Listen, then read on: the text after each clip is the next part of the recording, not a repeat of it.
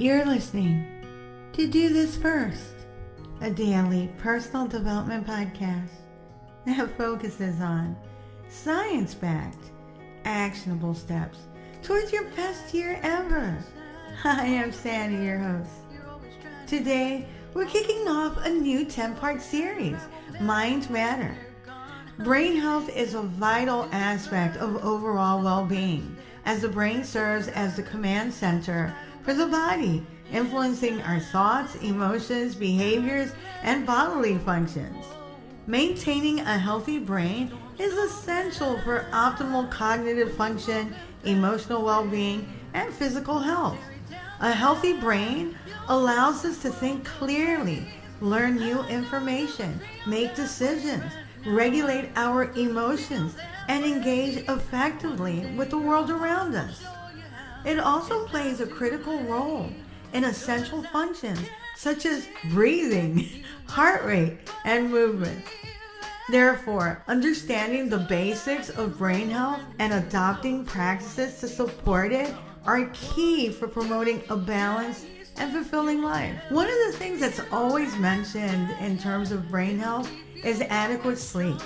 It's crucial for brain health as it allows the brain to rest, repair, and consolidate memories.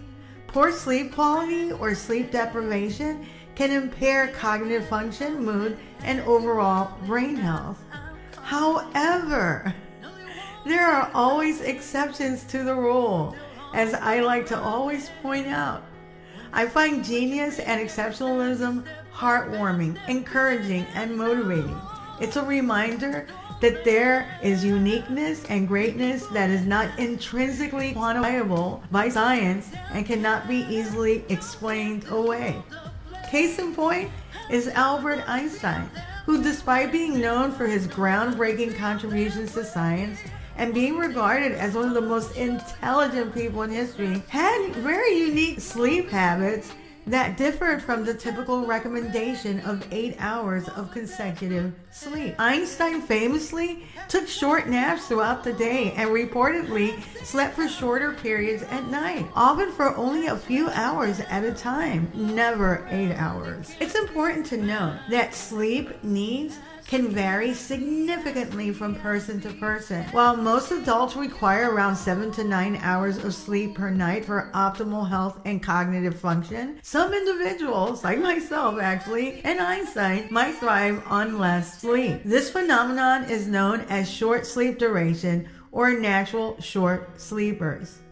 Natural short sleepers typically have a genetic predisposition that allows them to function well on significantly fewer hours of sleep than the average person without experiencing negative effects on their health or cognitive abilities. They often have efficient sleep patterns, spending more time in deep restorative sleep stages and requiring less total sleep time. In this 10-part podcast series, we're going to take a deeper dive and unpack breakthrough research in neurology and health to help optimize our brain. I do want to share, though, some game-changing research that I came across recently that can potentially help protect your brain from disease. Believe it or not, a 10-minute brain scan could potentially detect dementia several years before individuals show noticeable symptoms. Scientists used a scan of resting brain activity to predict whether participants would develop dementia, achieving an estimated 80% accuracy up to 9 years before a formal diagnosis. That is amazing. The study, led by Professor Charles Marshall at Queen Mary University of London, indicates that changes in brain function begin years before dementia symptoms manifest, and that using MRI scans could help identify these early changes in brain activity. The potential use of this scan in memory clinics could aid in early detection and intervention. The research is particularly timely as new Alzheimer drugs are being assessed for licensing this year. There are 2 actually. Detecting individuals at risk of dementia early on is considered crucial for the development of preventative treatments that could halt the irreversible loss of brain cells associated with dementia symptoms.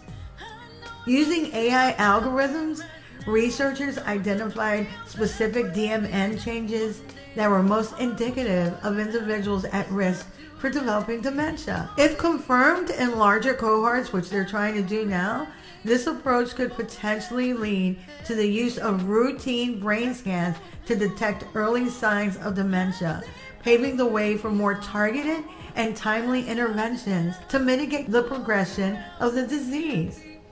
This is very promising, and we'll see as they continue to move forward with this incredible research. The most ideal situation, though, is to be on the offensive with your brain health instead of waiting when something is going wrong. I'm a big believer of playing the long game offensively. Playing the long game refers to adopting a strategic and patient approach towards achieving goals and success over an extended period of time, rather than seeking immediate gratification or quick fixes. It involves focusing on sustainable progress, long-term growth, and enduring success through consistent effort, resilience, and perseverance. We live in a society where quick fixes and keeping up appearances is valued over long-term, tangible growth and success at times. When it comes to optimizing and protecting our brain, though, the long game will yield exponential results. One very effective way to be proactive about protecting your brain and promoting brain health throughout your life is by becoming a student of life. Keep your brain active by challenging it with new and stimulating activities, such as learning a new language, playing a musical instrument, solving puzzles, or taking up a new hobby. Continuous learning helps build new neural connections and maintain cognitive function. Engaging in lifelong learning is a powerful strategy to enhance cognitive function, stimulate personal growth, and adapt to an ever-changing world. Here are some additional details and examples and suggestions on how you can apply this strategy in both work and everyday life. Consider pursuing further education through courses, workshops, seminars, or certifications related to your field of work or personal interests. There are several online learning platforms such as Coursera and edX that offer a wide range of courses across various principles. Many of you are in leadership and or run your own companies or are entrepreneurs starting out. I know it can be hard to take the time out, but just remember that you're doing it for yourself. If you've always wanted to finish school, get a diploma, a degree, or certification, do it. Most of you don't need to because you've already reached a certain level of success in your endeavors. But just think about how you'll feel.